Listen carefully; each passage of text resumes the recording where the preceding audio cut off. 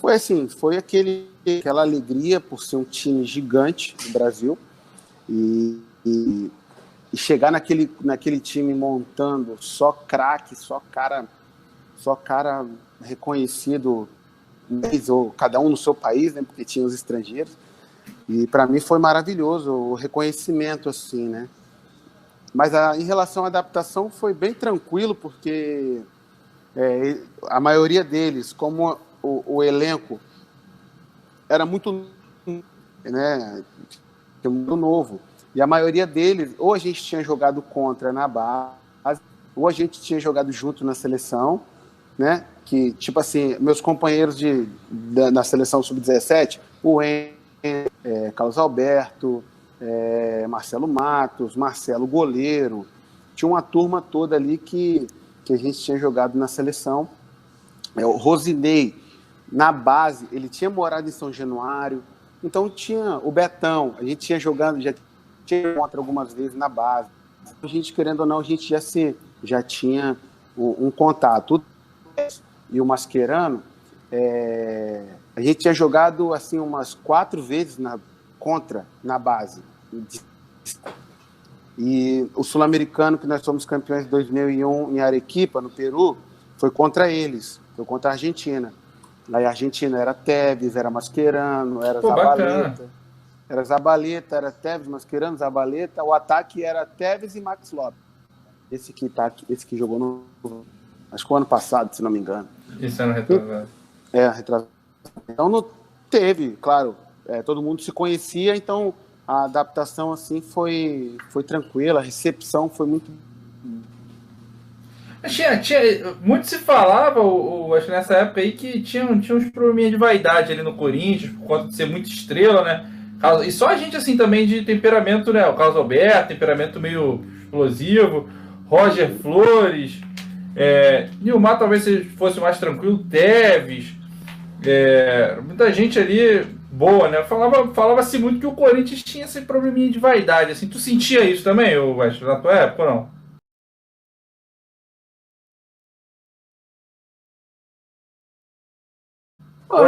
Ou essa coisa da mídia mesmo? Era pólvora, pô. Não tinha jeito. Pô, não tinha nem faísca, já explodia. Era brabo. Era a questão da vaidade mesmo, né? Era mais isso, era a questão da vaidade, porque acaba, né? Digo assim, a vaidade não nem dentro de campo. Mais decisões fora, algumas coisas que era para tomar decisões, aí um falava e o outro achava que o outro não e tal, e acabava tendo discussões. Você vê, o próprio Fábio Costa era um cara que, né, com temperamento muito assim, altíssimo, né, um cara de personalidade forte. Então tudo que tinha, as maiores razões que tinha, ou discussões, coisas, era mais por alguma decisão fora do campo. Porque dentro de campo, cada um sabia o seu papel, cada um sabia o que tinha que fazer, e cada um respeitava o outro como profissional. E uma lição que eu tive muito grande no Corinthians foi essa, assim, que independente da opinião que cada um tinha do outro fora de campo, você não gostava, até porque não é obrigado a ser amigo de ninguém, né? Ninguém é obrigado a acabar ali na casa do outro, ninguém é obrigado a isso. Acho que a maior lição que eu tive daqueles jogadores ali, com aquelas estrelas todas, mesmo cada um com sua vaidade, que é normal, cada um tem a sua vaidade, é normal, mas o que mais me deixou mais assim, era a questão profissional. Eu entrava no campo, passava da linha para dentro, não tinha vaidade alguma, assim, na questão de respeitar, olhar para o profissional e falar: irmão, vamos ganhar o jogo? Independente, vamos ganhar o jogo? Então, ganhava, fazia o que tinha que fazer, acabava, tomava seu banho, dava tchau, cada um para suas casas, quem tinha mais afinidade ia com o outro. E era dessa forma. Chegava no outro dia no treinamento, a mesma coisa, bom dia, boa tarde e tal, tomava um café, ia pro treino, treinava, acabou, e era assim. E foi uma experiência maravilhosa. Fiz bons amigos ali, né? O meu parceiro já antigo, então ele é engraçado, o Carlos Alberto, ele é muito engraçado. Aí ele fala assim, num jogo, Vasco e Fluminense, a gente era da seleção junto, recebeu a bola, eu dei um carrinho nele, uma voadora. Ele deu tapa nele, ele é muito forte, né? Ele deu tapa, eu dei uma voadora nele. Rau, pá, cai com bola, eu e ele, com tudo. E pá, porrada pra lá, ele saiu mancando, reclamando do tornozelo. Aí o cara, foi agora, o jogador falou assim, porra, Carlos Alberto, o Wesley, que é seu parceiro, tem desse? Mas isso não fosse, né? Cada um tá defendendo o seu. Aí ele sempre conta essa resenha, e assim, essa história era, em relação ao Corinthians, era mais isso, cara, não tinha essa vaidade dentro de campo, e o que tinha que resolver, resolvia lá mesmo. Não tinha esse disse-me-disse, de ficar de papinho, conversinha. Acho que a galera se respeitava muito por isso, porque o que tinha que falar ali na hora. Não tinha esse papinho de ficar de resenha, o que todo mundo fala hoje, né? Mimimi, não sei. Ia lá, o que tinha que resolver era resolvido e já era.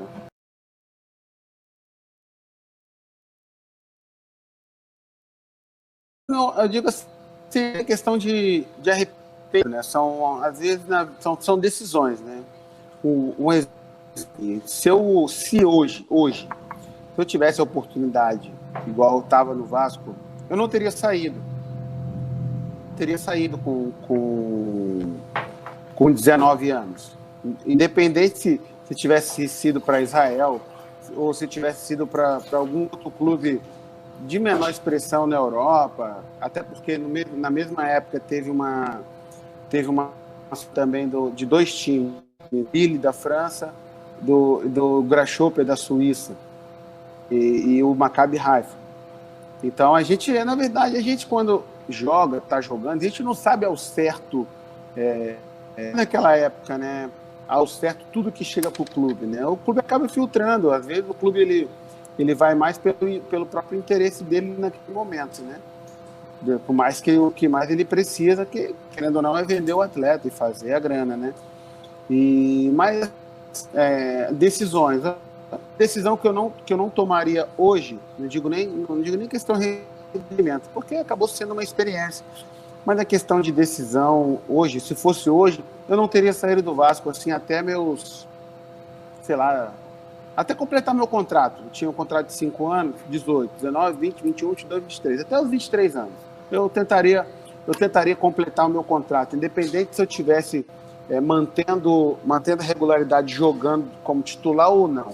Eu ia tentar me manter no clube, porque hoje a gente acaba, né, vivendo esse lado, eu estou começando a ver esse outro lado, a gente começa a ver muita coisa da base, as pessoas, às vezes, a galera, expectativa com o jogador da base, que ele vai subir para o profissional, ele vai fazer a mesma coisa da base. Ele não vai fazer a mesma coisa da base naquele momento, porque na base ele vamos supor, se ele tem 16 anos, o máximo que ele joga contra é um garoto de 17.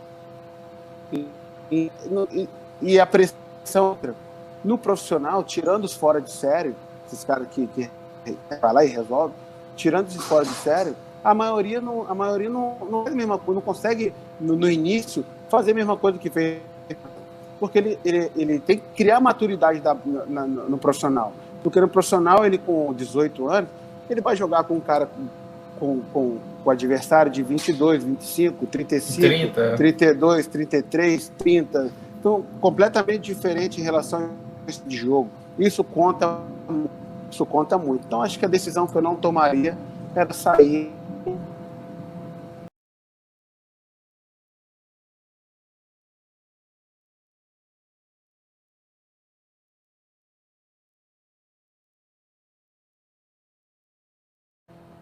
Mudou. Eu não posso dizer que antigamente, com os coletivos, e era exaustivo o coletivo, era bom, era o que nós tínhamos na época. Como os jogadores ficavam muito tempo no clube, no coletivo, eles iam se entrosando, eles iam se entendendo, as jogadas iriam saindo, porque eram muitos coletivos, porque também não tinha muita diversidade, não tinha muita criatividade de treinamento. E que, na época também, o jogador brasileiro não era muito adepto a isso, entendeu? A muitos treinamentos. Então, tinha aqueles treinamentos específicos que eu acho que são mais interessantes do que alguns treinamentos que se fazem hoje. Se dá muita importância, o treinador se coloca na posição de muito importante, em que a parte tática é a coisa mais importante que tem. E eu acho que não é. Eu acho que a parte tática é muito importante, eu acho que a parte física é muito importante, mas também acho que a parte técnica de fundamento é muito importante também. É mais importante que...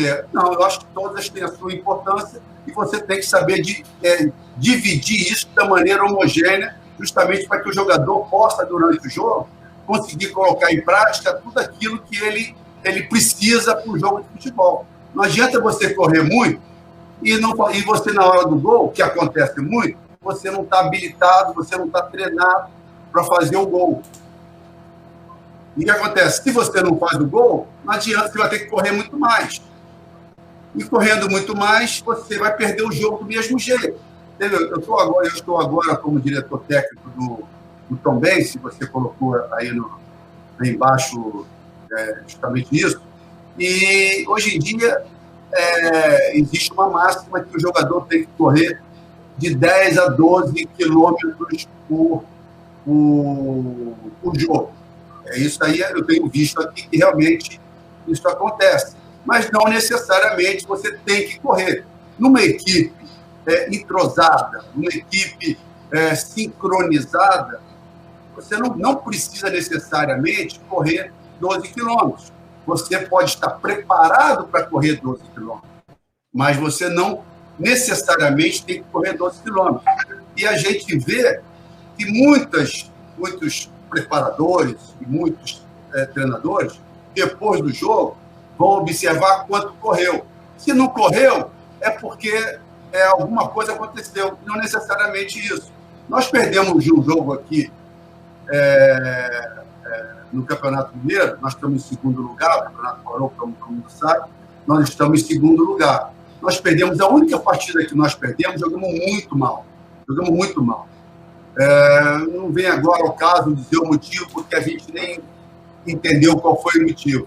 Mas foi um jogo que todo mundo jogou mal e foi um jogo que todo mundo correu muito mais. Isso te dá uma resposta. Ou seja, você correu não sincronizado, não harmonicamente com o grupo, cada um correu aleatoriamente, correu muito mais porque estava preparado para correr muito mais e perdemos um jogo muito feio, entendeu? O adversário dominou a gente. Então, acontece. São indicativos que a gente tem que buscar para a gente. Você, hoje em dia, você tem que estar preparado, treinado, para você correr 12 quilômetros. Mas não necessariamente você tem que correr isso. Porque se você, tecnicamente, você está mais bem preparado que o adversário, na primeira situação você consegue fazer o gol, é o adversário que vai correr mais do que você, não é você que vai correr mais do que o adversário.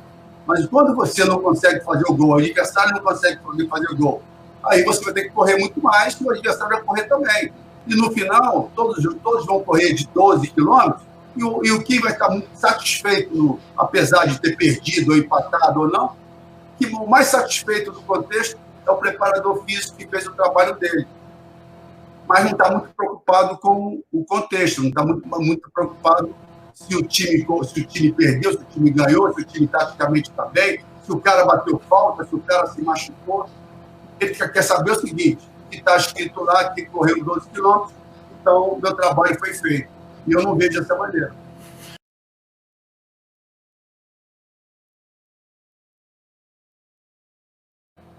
Pô, 7-1, nem sonho. Acho que em sonho, chegava no trecho, a gente parava, a gente acordava.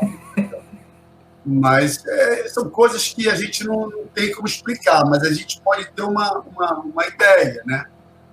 A gente viu ali também nos próprios jogadores a emoção tomar conta de jogador profissional, que eu acho que isso aí é uma coisa inadmissível, entendeu? Porque profissional, você não pode estar envolvido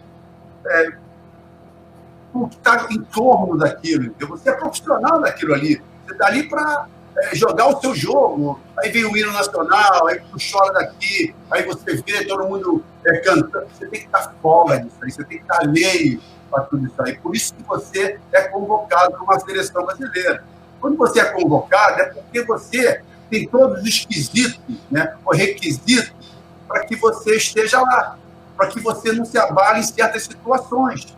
Ou que você tome um gol, você não chore, que você não... Ou seja, e o que a gente viu ali, a minha percepção e a minha leitura do que aconteceu foi o seguinte: naquele jogo especificamente, eu achei, porque eu vi várias e várias vezes, que um dia você pode ver e analisar da maneira que eu vou te falar agora. Eu acho que a abordagem do vestiário, isso aí, olha, isso é uma leitura minha. Eu nunca tive informação de ninguém. É uma percepção minha de ex-jogador, né? É o seguinte, que os treinadores faziam muito aqui, né? Não sei se ainda fazem, né? Mas faziam muito. Deve ter reunido os jogadores no vestiário e falado assim: porra, caramba, aqui quem manda somos nós, nós temos que honrar, aqui ninguém vai cantar de galo na nossa casa, e que vão para cima deles, tal. Aí pilhou os caras, aí os caras entraram em campo, aí que entra o que eu ia te falar. Se você pegar o jogo, você vai ver que em 3 minutos de jogo, o Brasil já tinha ido na área do adversário umas 3 vezes, com o Paulinho, com o Fernandinho, ou seja, todo mundo aberto, entendeu? O lateral direito, eu não lembro quem era, foi para a área também, ou seja, foi um banda-voô danado. Tanto é que nesses 3 minutos, a Alemanha já tinha tido uma chance de gol, me parece que bateu na perna do zagueiro, alguma coisa assim, entendeu? E eles falam, os alemães falam o seguinte, que eles não conseguiam entender tanta facilidade de entrar no gol do Brasil, que era todo mundo aberto. Porque agora o que acontece? Estava todo mundo pilhado e não conseguiu entender que nós estávamos numa Copa do Mundo jogando contra uma Alemanha altamente concentrada e esperando o erro do Brasil. Como toda seleção espera o erro do Brasil. Ninguém parte para cima do Brasil. Ou seja, hoje em dia ninguém parte para cima de ninguém. Entendeu? O jogo tem que ser jogado. O primeiro time que se abre vai tomar gol. Com certeza. Então, quer dizer, para mim, essa é a minha percepção, a minha leitura do que, pela minha experiência, do que deve ter acontecido. Nunca tive informação, nunca perguntei nada para ninguém, mas eu, revendo esse jogo que eu vi uma vez só, eu entendi dessa maneira.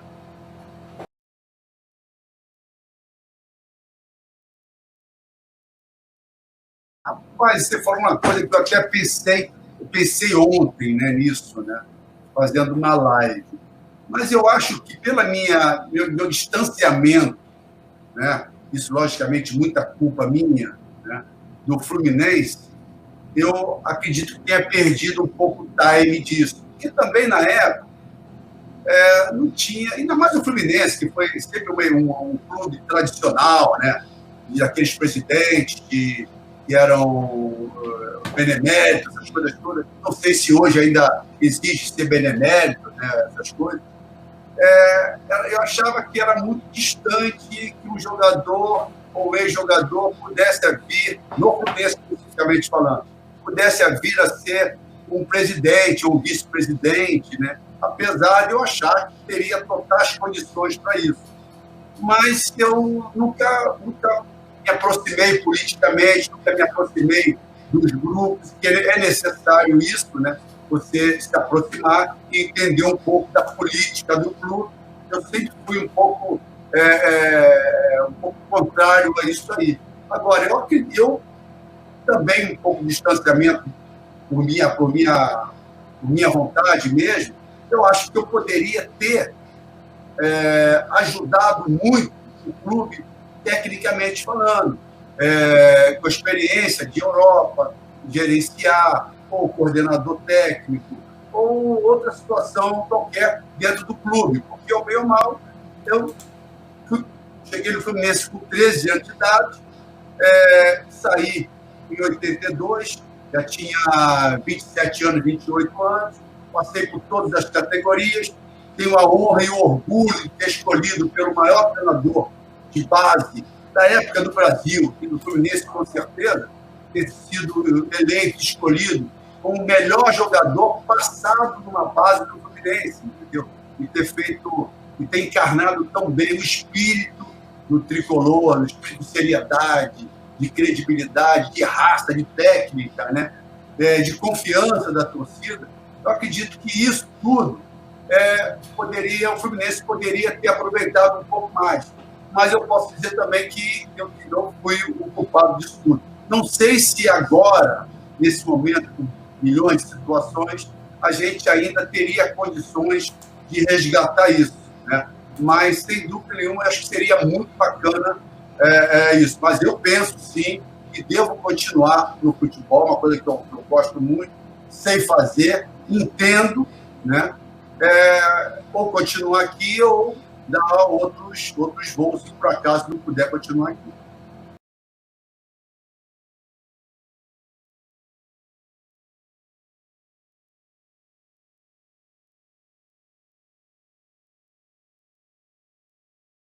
Pô, foi grande, né? Na época era o Estevão Soares, quando chegou no Botafogo.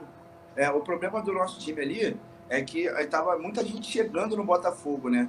A gente não tinha, assim... Tinham alguns que ficaram daqueles últimos 3 anos, perdia pro Flamengo, lutando para não cair pro rebaixamento. Então, em 2010, chegou muita gente. Se eu não me engano, chegaram 15 jogadores na época.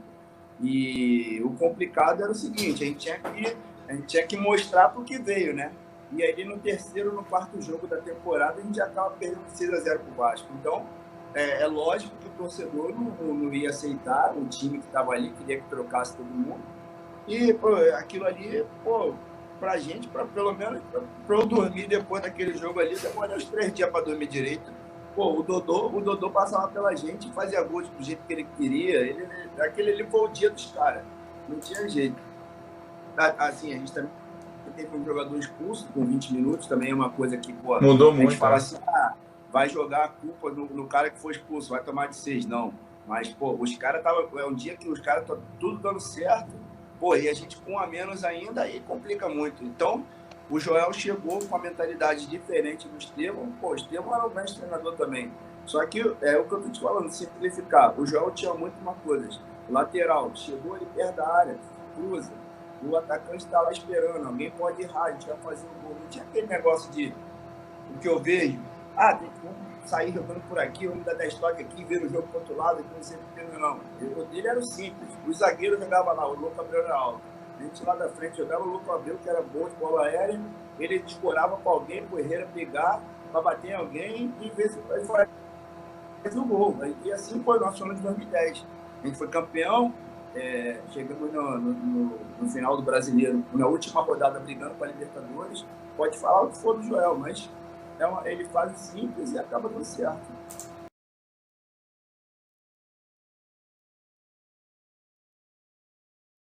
Sim, e a gente também tinha noção disso, pô. A gente tinha que aproveitar ali, porque aquele jogo ele já decidia um campeonato e a gente tinha...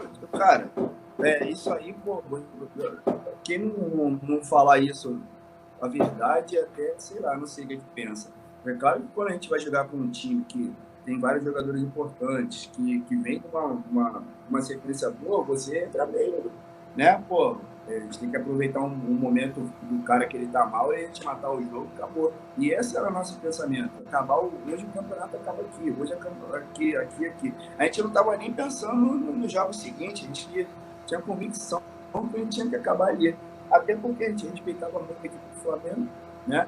E a gente sabia das nossas limitações também. A gente sabia que a gente também não era um grande time. A gente tinha muita raça, mas a gente não era um grande time. Mas, felizmente, no final deu tudo certo. Na hora da cavadinha do Louco Abreu, tu fica de joelho no meio de campo. Eu vi que tu demorou até um pouco a levantar para comemorar. O que tu pensou? Tu já sabia que ele batia daquele jeito? Tinha treinado alguma coisa ou não? Ou foi surpresa para tu também? Não, surpresa para todo mundo, pô. Acho que até para ele mesmo. E no treino ele batia 3 bolas para fora, lá em cima. Ele falava mesmo? só assim que ele fazia gol. Todo treino, depois do rachão, ele batia 3 pênaltis para fora. E aí, eu nem olhei, nem o pênalti do Louco Abreu e nem a defesa do Jefferson. Eu não olhei nenhum dos dois. Eu tava lá no meio campo olhando pro outro lado. Tava rezando, na verdade. Pô, porque é complicado, cara. Tu jogar no Maracanã lotado daquele jeito ali é uma pressão danada. Mas depois tu vai acostumando, mas tu sabe da responsabilidade que é, né, cara? Pô, mas ele batia mesmo? Então todo treino, final de treino, ele batia, pegava 3 bolas de sacanagem e batia pra fora no pênalti, é isso? 3 bolas batia pra fora. E o louco era cheio de mania, pô. Era no vestiário, no aquecimento do jogo, ele não encostava o pé na bola. Era muito.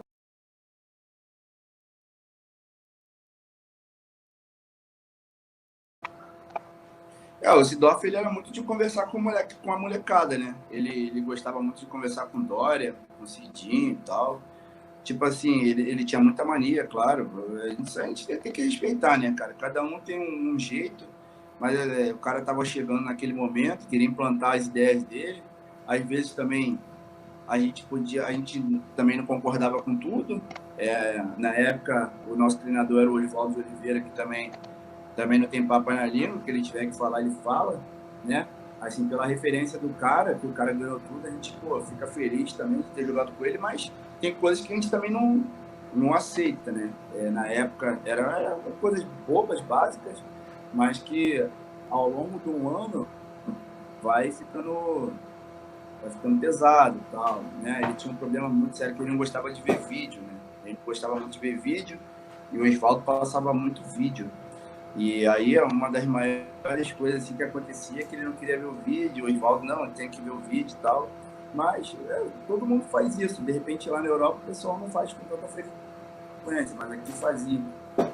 Então na verdade, quando a gente sai do nosso país para jogar fora, nós temos que nos adaptar ao que oferecem para a gente lá, né? Então, eu acho que da mesma forma, ele também tinha que se adaptar aqui com algumas coisas. E, claro, quando o cara tem um peso do tamanho dele, claro que o pessoal daqui também releva muita coisa, mas eu acho que o certo seria isso, né? Então, mas ele também veio, ajudou, ganhou um título aqui no Botafogo, conseguiu a classificação para a Libertadores, então eu acho que a passagem dele foi legal para o Botafogo também, para o Botafogo, como todo mundo diz, às vezes vive muito do passado, mas tem coisas boas também aqui que passou agora aqui nessa última década e tal, eu acho que tem coisas que o Botafogo consegue fazer legal.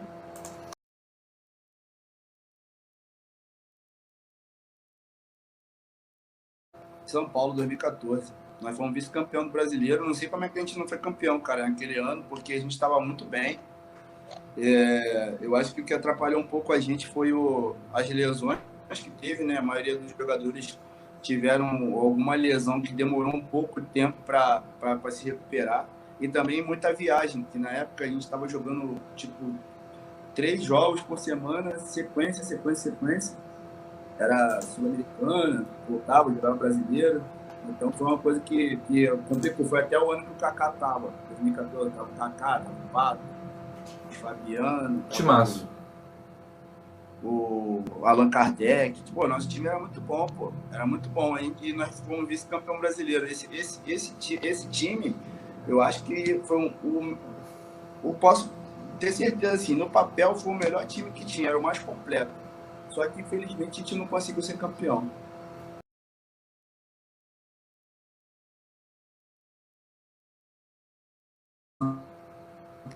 O Fluminense, eu acho que eu tinha que ir no São Paulo. Tinha que ter ficado lá no São Paulo porque eu já tinha uma referência lá, eu já estava adaptado a morar em São Paulo. Minha filha também gostava muito de lá, minha família, minha esposa. E eu acabei que eu voltei para cá no momento que o Fluminense também não estava muito legal. E eu estava sem jogar já uns 2 meses, por aí, já não estava jogando. Na hora, o pensamento de voltar para o Rio e estar em casa e tal, eu acho que aí depois que eu saí de lá, os zagueiros que estavam lá brigando comigo, um foi vendido, o outro machucou, eu ia ter outra oportunidade de jogar. Estava treinando bem e eu vim para cá. Acabou que no Fluminense, os primeiros jogos eu consegui jogar bem, depois do resto da sequência eu não consegui mais jogar.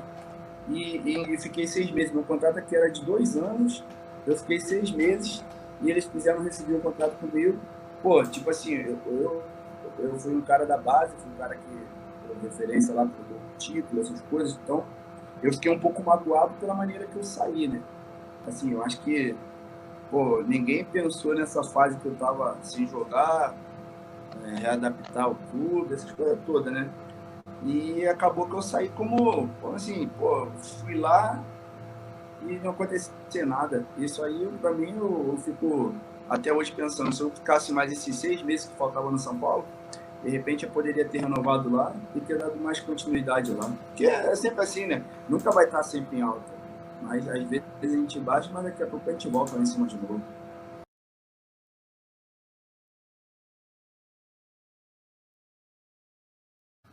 O que eu lembro? 3 pênaltis para fora. Antes do jogo eu não podia encostar na bola. Mesmo chuveiro, todo dia e todo jogo. Tinha que ser o primeiro da esquerda. Qualquer lugar que a gente fosse jogar. O chimarrão, que não pode faltar. E os Santos. Os Santos que ele leva. Ele leva uma caixa cheia de Santos, foto da família. Joga com terça aqui também, de short. Ih, tem muita, cara. Tem muita. Essa parada do chuveiro, ele sempre falava o primeiro chuveiro da esquerda, sempre meio espera. Se alguém entrasse ali, ele esperava. Entrou no vestiário, o primeiro da esquerda era dele. Era tipo assim, a gente já fazia de implicância, pô. Quando ele acabava o jogo, aí todo mundo ficava fazendo a fila já no chuveiro da esquerda. Aí ele ficava, estão de sacanagem comigo, estão de sacanagem comigo.